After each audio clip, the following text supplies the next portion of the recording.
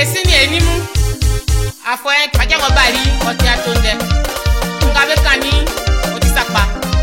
Nana me wa kai ki ge ugo lengese. Esi akroa. Jésus mo ja klolio. Corona wa we Jésus mo ja klolio.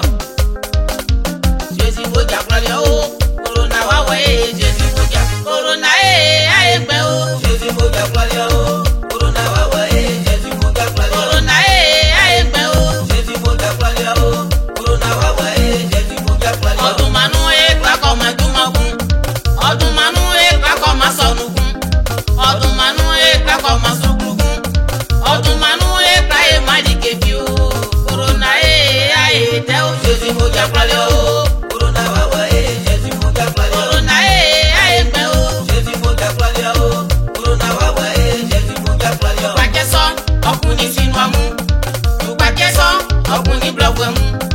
Ìpàjẹ́ ni ó ọkùnrin Amẹ́ríkà mú. Ọkọ̀ndẹ́ wájú sọ́ńdẹ̀ bẹ̀nu wa. Ìsọjẹ́ mi wá ẹ̀ sàṣà èmú o. Àfi Corona yọ pàmò sọ̀rọ̀ mẹ́nu. Ọlẹ́ màkẹ́ mi ti sí kakọ́ ẹ̀. Ọlẹ́ màkẹ́ mi ti yàlẹ̀ fọ́ ẹ̀. Ọlẹ́ màkẹ́ máa yẹ pẹ́pẹ́ o.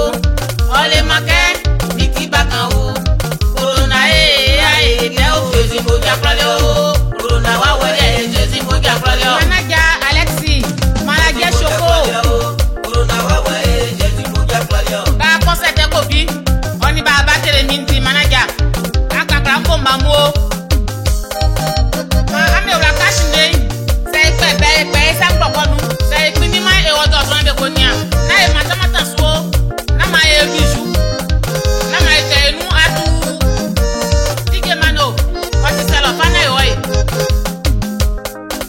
Maman Blé 2000, c'est que moi je comprends pas dans tout ça. C'est que les Chinois ils ont mangé les pangolins, nous on n'a pas mangé aussi. Depuis là, c'est nous on lave nos mains, ça finit pas.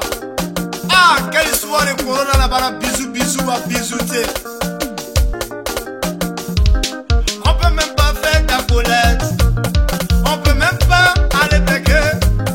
On peut rien faire à cause de toi. Corona, toi t'es comment? Corona, toi t'es comment là-haut? Corona, j'ai dit va-t'en avant.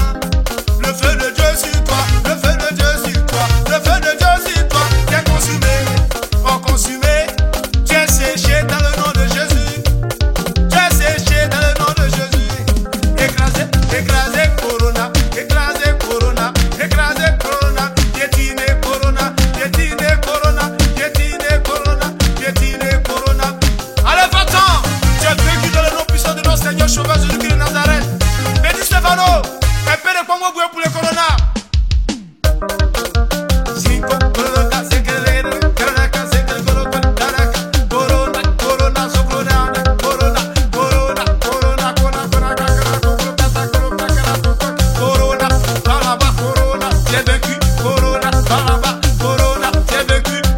Ouais, c'était DJ Malo, le chef au gouffre fort. Jésus mo ja klolio. Corona wa we Sẹ́gẹ̀ndẹ̀ nga bẹ́ kẹlẹ́ ja àkùtì. klolio. Àṣà musupa ẹ̀. Mo ja klolio. Nana bẹ jẹ́ wọ́n. Jésus mo ja Ẹ̀wùn jẹ klolio. sábẹ̀nu.